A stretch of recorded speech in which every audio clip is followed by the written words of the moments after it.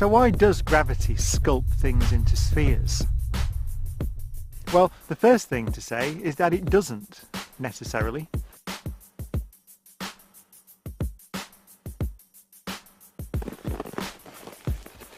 If I pick up a snowball, it's not spherical, kind of an irregular shape. As I start adding mass to it, that gravitational pull becomes bigger. So I'll get to a point where this snowball will be so massive that the gravitational pull on its surface would be so strong that it would start to squash the material out of which it's made.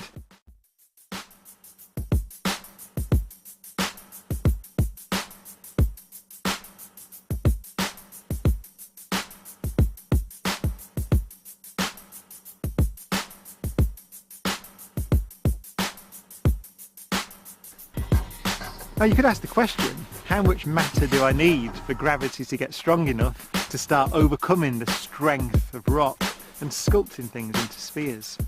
Well, that minimum size has got a name. It's a brilliant name. It's called the potato radius. You can see why, because things that are too small for gravity to be strong enough to sculpt them look like kind of misshapen potatoes.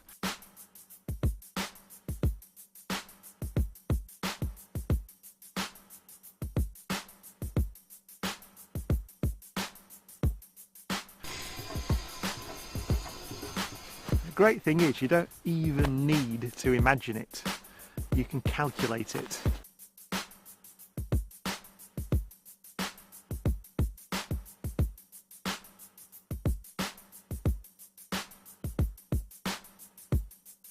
I did that this morning and I got an answer, just roughly between 100 and 200 kilometres.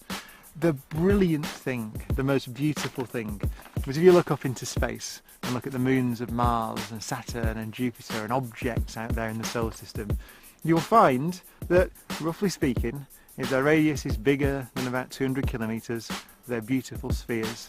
And if the radius is less than about 200 kilometres, they look more like misshapen potatoes.